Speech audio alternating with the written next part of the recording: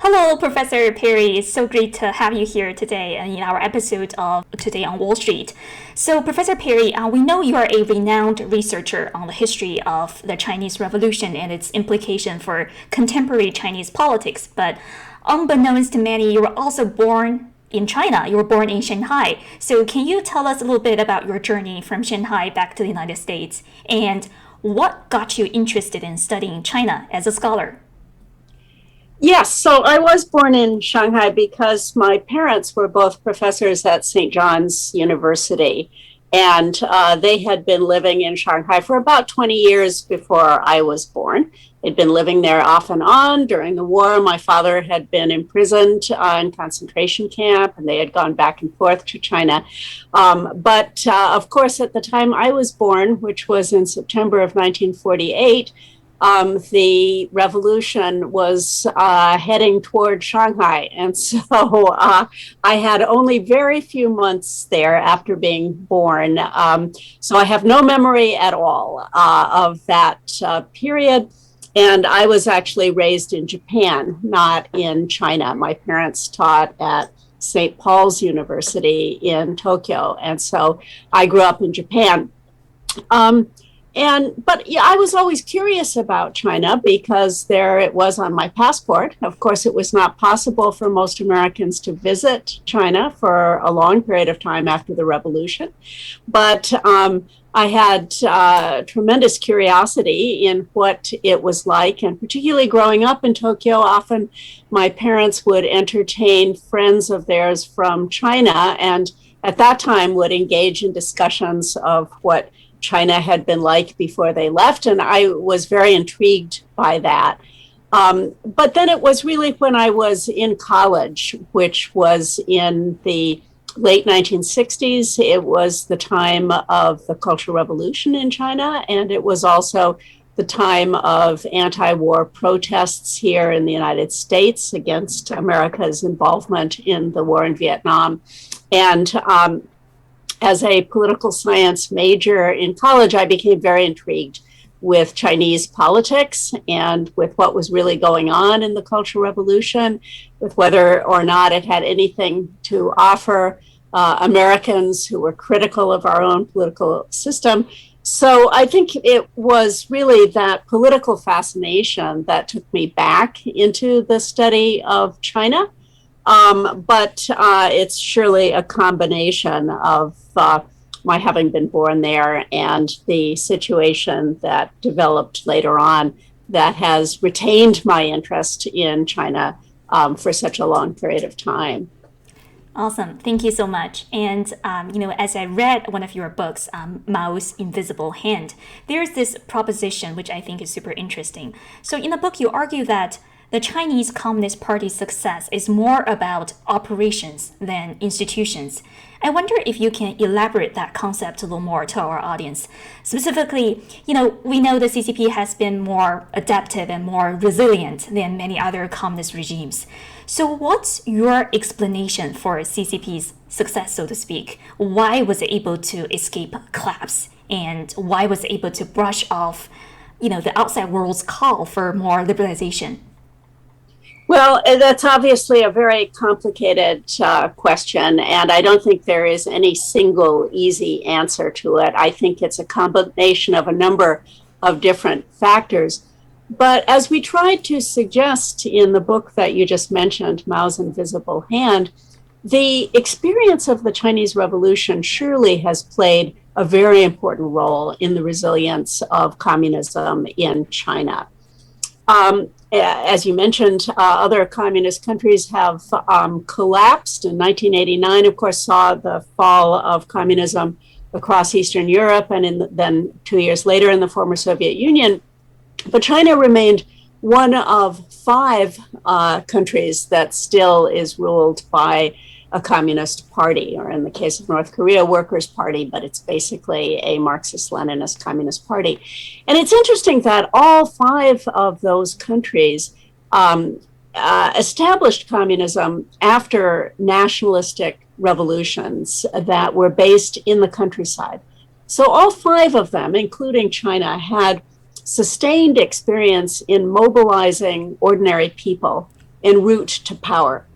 And I do think that's significant. It's quite different from Eastern Europe, where communism mostly was imposed by Soviet military force after the Second World War.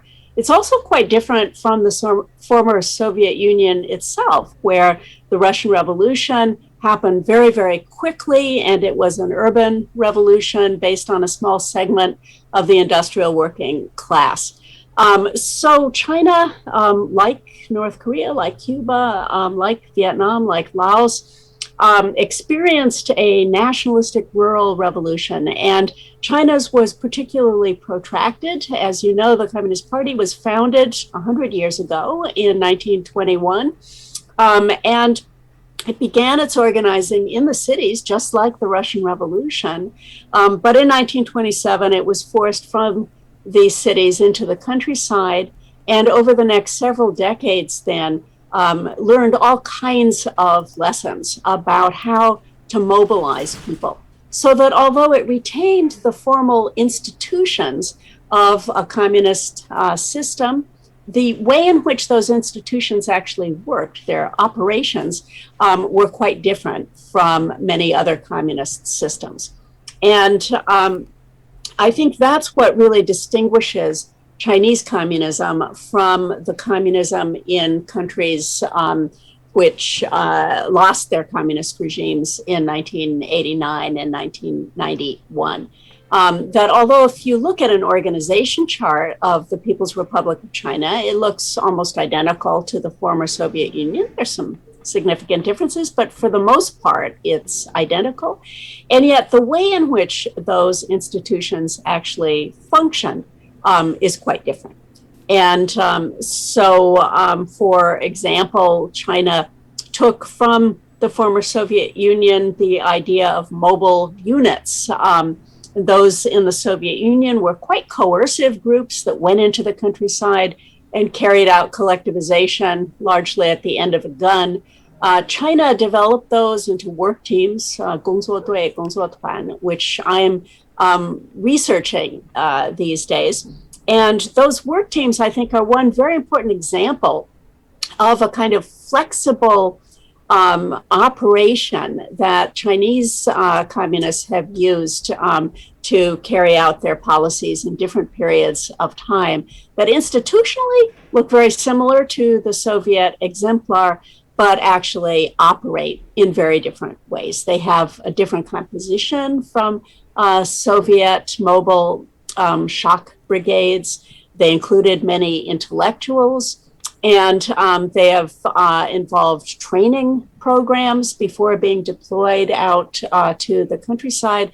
So the way in which they work, the way in which they function is quite different. And as I said, there are, of course, many reasons why Chinese communism has persisted. Some of those perhaps have to do with accidents of, not really accidents, but the situation of geography, the fact that China is far away from the former Soviet Union, and some of them have to do with individual leaders in China who have been particularly inspirational and capable of adapting Chinese communism to the moment.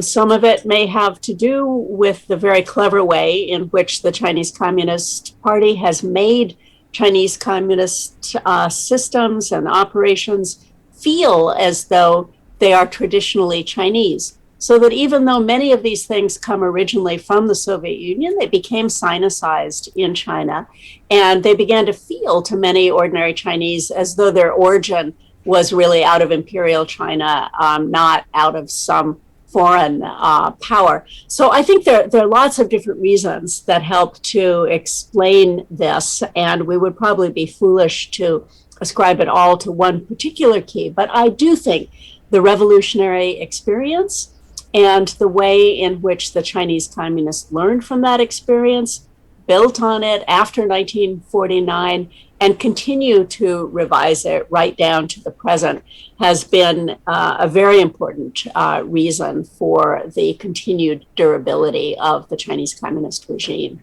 Thank you for your insights. So speaking of individual leaders, if you remember back in 2012 or 2013 when Xi Jinping first came to power, the Western scholars have had high hopes for him. He was predicted to be a reformer.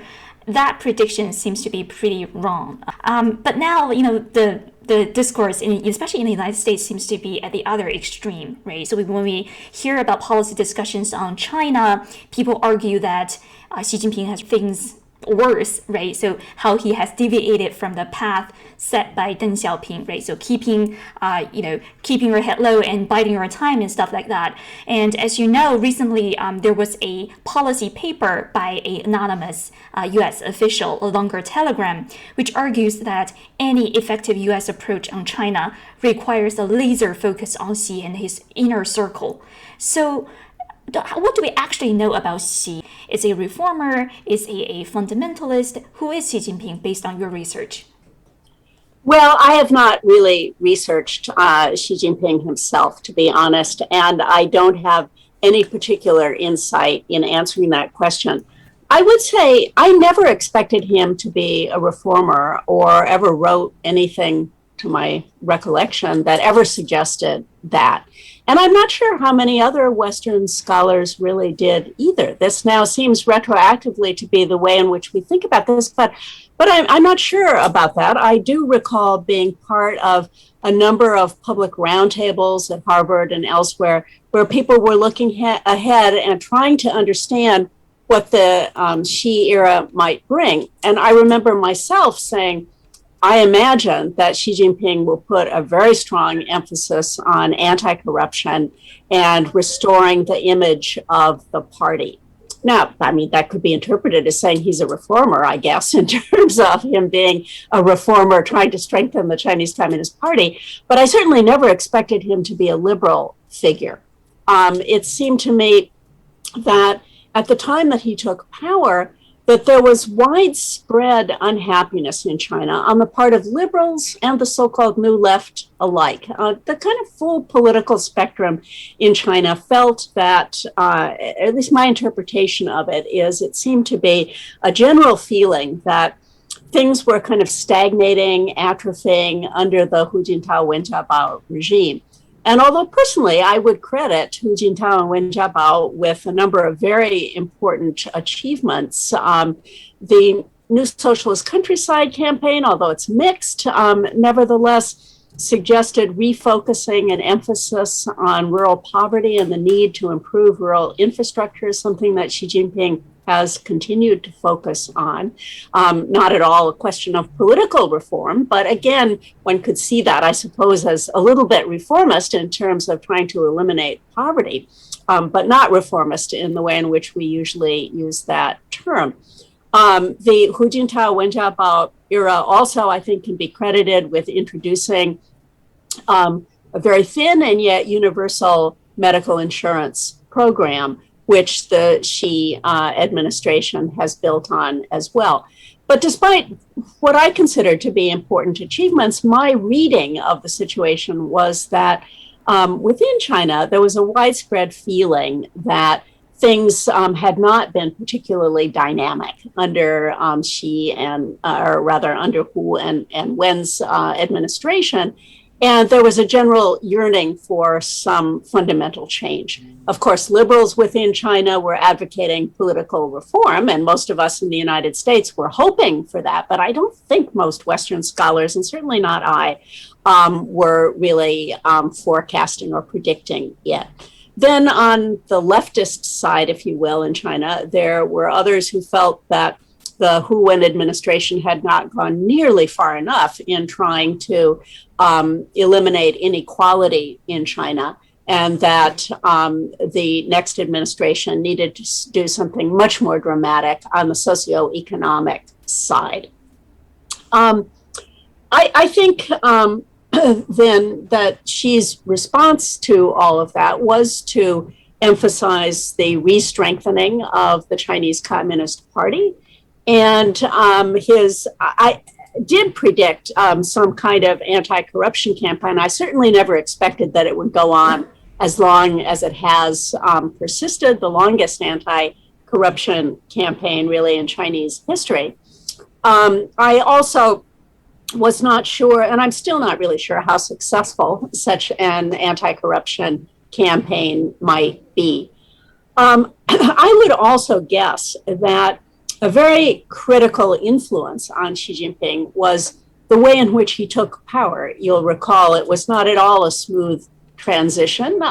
He was challenged by Bo Xilai, and there are many who suggest that his life was put in danger by that challenge. I don't know the inside story of it, but I'm prepared to believe that it was interpreted as a highly threatening situation from Xi Jinping. If that's true, then it makes sense that the anti-corruption campaign for him was not only a way to strengthen and reform the Chinese Communist Party, but was also a means of eliminating factions who might be threatening to him personally. And it is quite telling that in recent years, we have very little scholarship by Western political scientists trying to analyze factions within the PRC, because we really don't know if there are any left at this point. You know, if you look back at all really previous eras in the PRC, you have a wealth of scholarship from Western political scientists suggesting whether the military and civilian factions are not getting along, whether the Communist Youth League faction is or isn't getting along with the Shanghai Bang, whether or not they're getting along with others who are emphasizing more in the way of rural development.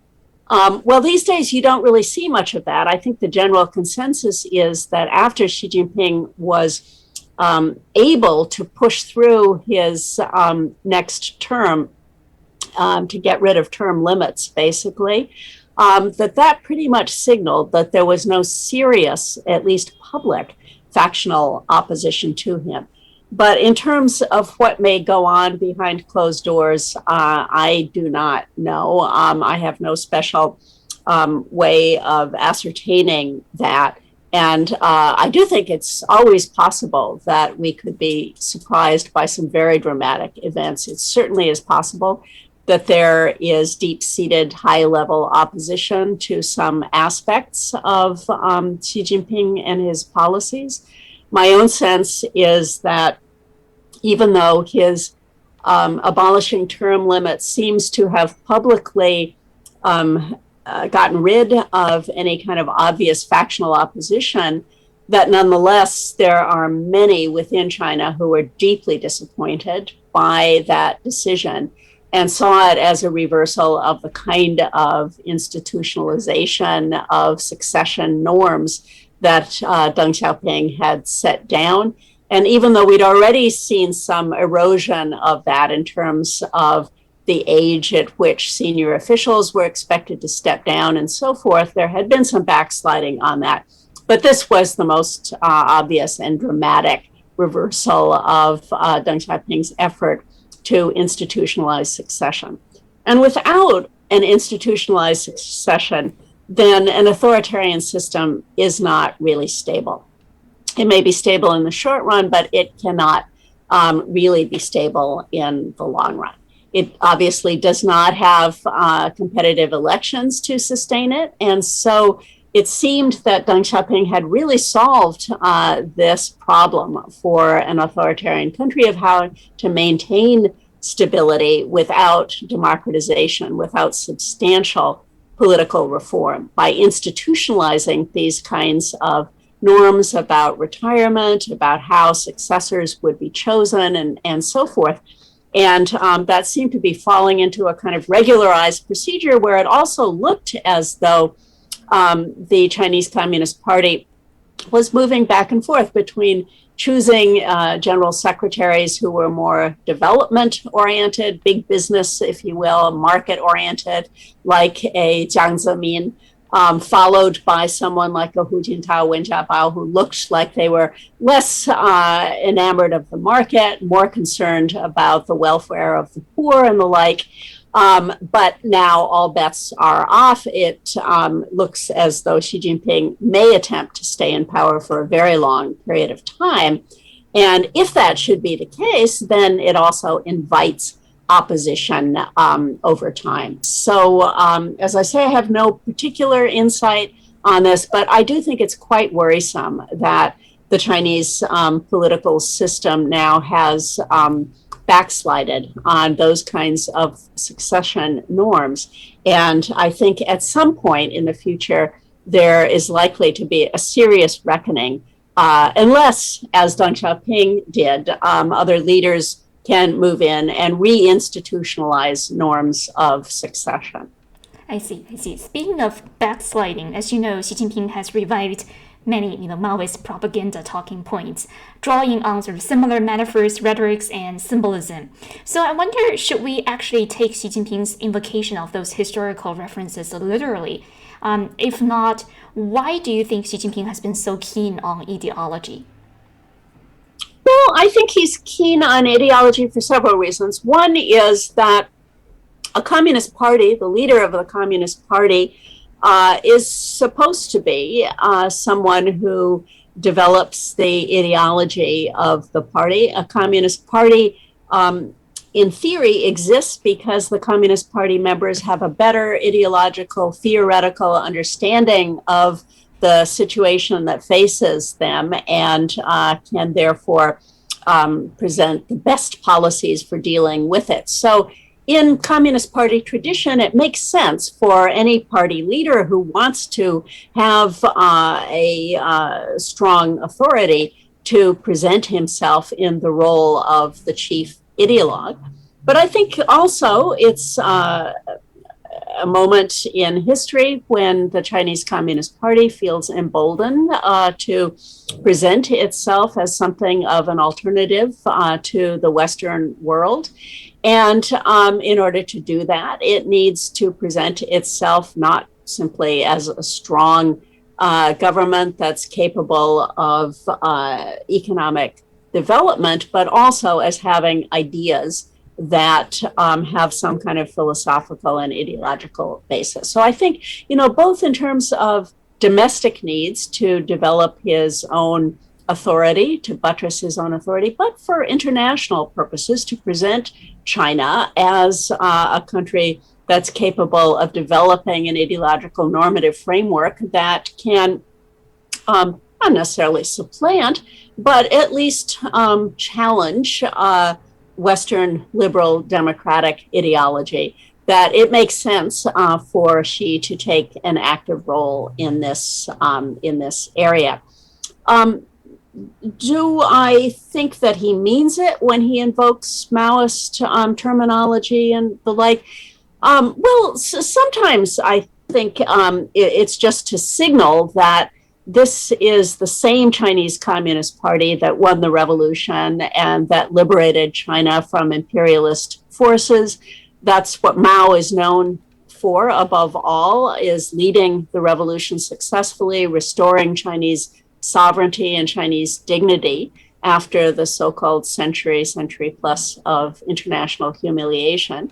And Xi definitely wants to reference that legacy and make clear to people that he sees himself and his Communist Party as the direct and rightful heirs of that important legacy.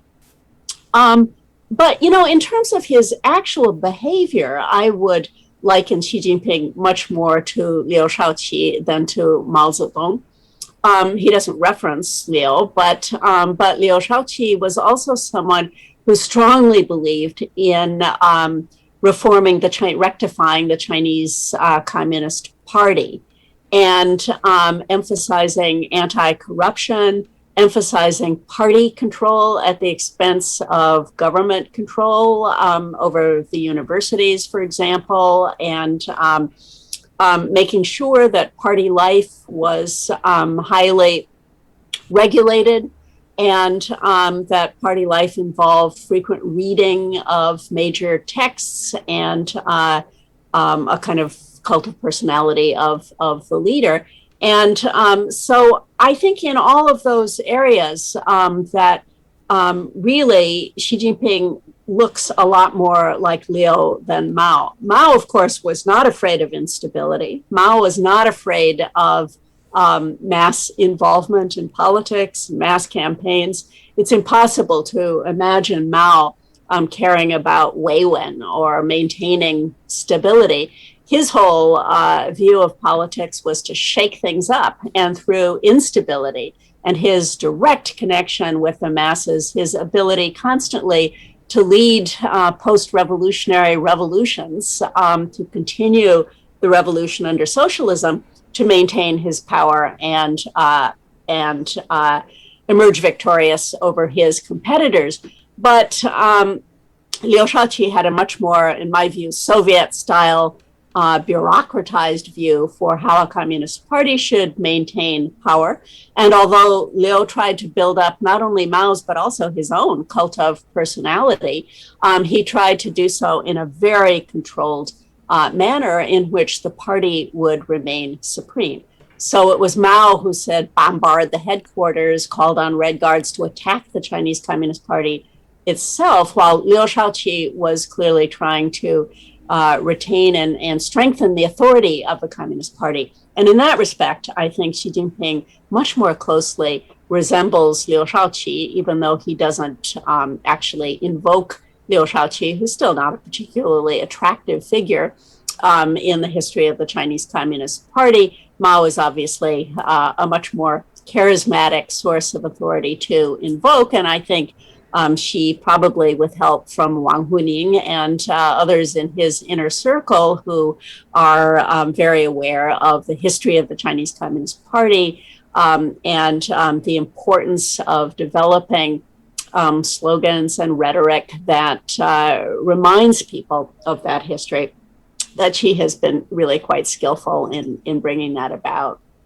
I see. Thank you so much for the insights. So next, I wanted to turn to policy discussion a little bit. As you remember, during the Trump administration, U.S. officials frequently evoked sort of Cold War era rhetoric and focused their China policy on these discussions on, democracy versus authoritarianism, basically just stopping shy of explicitly calling for regime change and calling for U.S. allies to work with U.S. in stalling China's rise, so to speak. So, here's a stupid question. Is the Chinese communist regime legitimate, especially when it's relevant to policy discussions? And more realistically, how should U.S. policymakers tackle the China challenge? Well, I think the only people who can really answer the question of whether the Chinese regime is legitimate are the Chinese people themselves, because legitimacy is a right to rule. And it's the people who decide whether their government has a right to rule. And certainly in the Chinese tradition, going way, way back, we have the idea of a mandate of heaven, of Tianming, that heaven bestows the right to rule. But how do we really know? Because the people accept it. And if the people rise up and rebel, then that suggests that the regime has lost the mandate of heaven and is no longer legitimate. And I think, it's difficult to know for sure how ordinary people in China think about this, and people's views one day may not be the same as they are the next day about it. But generally, I would guess that most Chinese people probably do see the Chinese Communist Party and the communist regime as legitimate, in the sense that the revolution restored the sovereignty of the Chinese nation, and the contemporary Chinese Communist Party continues to act as the guardian of Chinese national interests.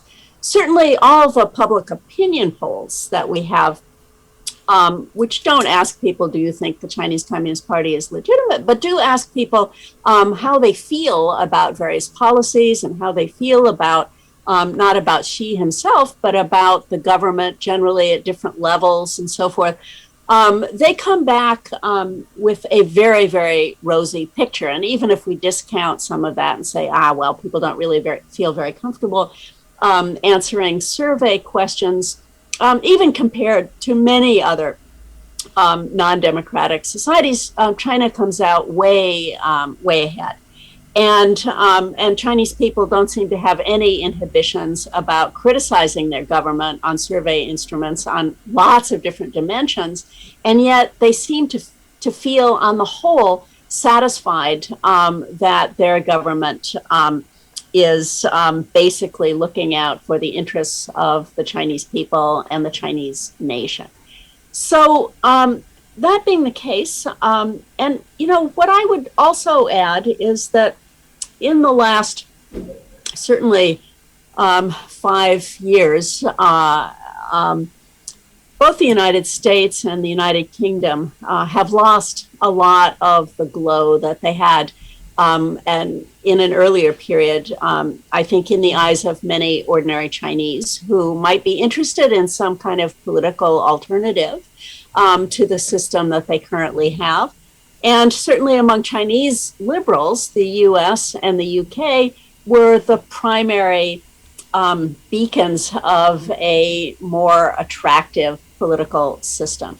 And yet really with Brexit in the United Kingdom and with the Trump era in the United States, I think both of these models have lost a lot of their glow. Now, it may be that both of them will bounce back and be able to recapture some of that idealistic enthusiasm. But right now, I would say, part of the legitimacy of the Chinese Communist Party, the right to rule, may be that Chinese people, quite understandably, don't see a lot of alternatives to the party. So even if there are criticisms of its shortcomings, most of them, I would bet, are not anxious to trade in the devil that they know, if you will, for the problems that both American and British democracy currently are facing. So it's complicated. In terms of the U.S. position, my guess is that under Biden, there will not be any significant change for some period of time. We've already seen the last couple of days with the U.S. delegation from State and Defense in Japan using quite harsh language to refer to China. And so I think the Biden administration is making it clear from the outset that it's not going to roll over in terms of accepting Chinese pressure when it comes to trade deals and other kinds of concerns. I think it will take a period of time, partly because in the U.S., among Democrats and Republicans alike, there is a lot of suspicion of China and concern about competition with China for intellectual property, for artificial intelligence and other kinds of developments. Sadly, the COVID-19 pandemic has done a lot to worsen the image of China in the United States. And I think it'll be some period of time. And I think it's really unfortunate on both sides that there is such a level of suspicion and hostility. I mean, competition is fine. We can all use competition. But many of the problems that both our countries and indeed the planet as a whole are facing right now, whether it's the COVID-19 pandemic, whether it's global warming and pollution, we have to solve these together. We can't solve them independently. They're insoluble as individual countries. And while it's fine to compete for who can get the best vaccine out as quickly as possible, unless we cooperate in making sure that everyone eventually gets access to it and we can all benefit from these achievements, then we will have defeated the whole purpose of it. And the same thing with environmental and climate change issues. We can't go at this individually. We have to do it jointly. And so there are many, many areas of extraordinary, really existential importance that I think the US and China are going to have to figure out ways to cooperate on and can hopefully carve out some very beneficial ways to compete with each other, that's certainly proper and in some ways helpful, but within a larger framework of cooperation for the things that really matter, and figuring out ways in which we can share knowledge productively rather than hoard it from one another. But I don't feel a lot of optimism that the Biden administration is going to quickly reverse the tone or the substance of the Trump administration when it comes to China. That may well be the policy area of greatest continuity between the Trump administration and the Biden administration. I see. Thank you for the insight. So, as you mentioned, the Biden administration will actually hold its first high-level meeting with the Chinese officials in Alaska, actually just tomorrow.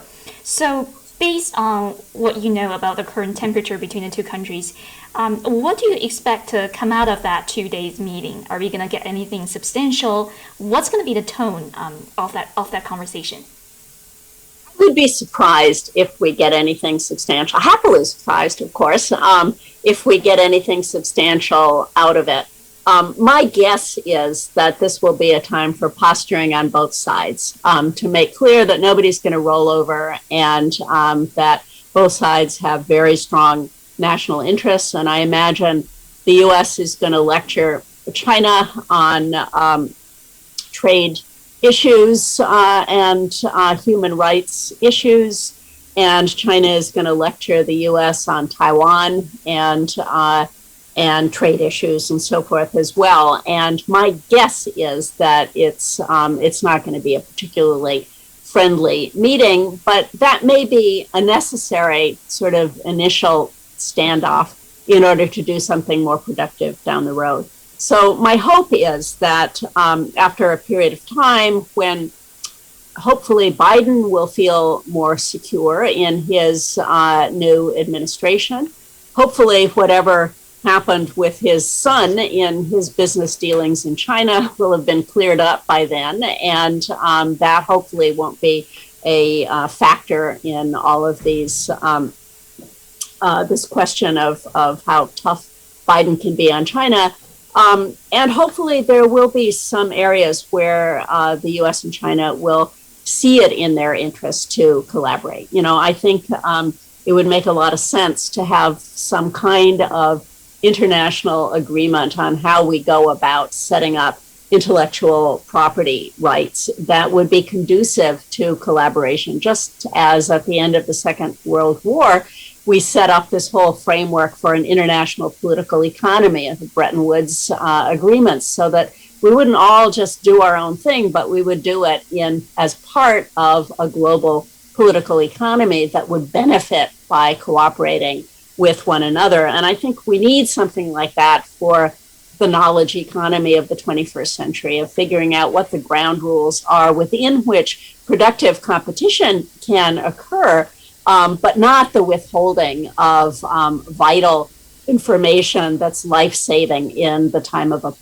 pandemic, or that's absolutely necessary for controlling pollution and the like. And I think it's not impossible that the U.S. and China could forge that kind of collaboration. And I hope very much that there will be space for it in the future. But I would be, as I say, very pleasantly surprised if it happens anytime soon. Yeah, we'll see what happens. But thank you so much for all your insights. This has been such a helpful conversation. Thank you. I look forward to a future conversation as well. I really appreciate this. Thank you. Bye. Thank you. Bye.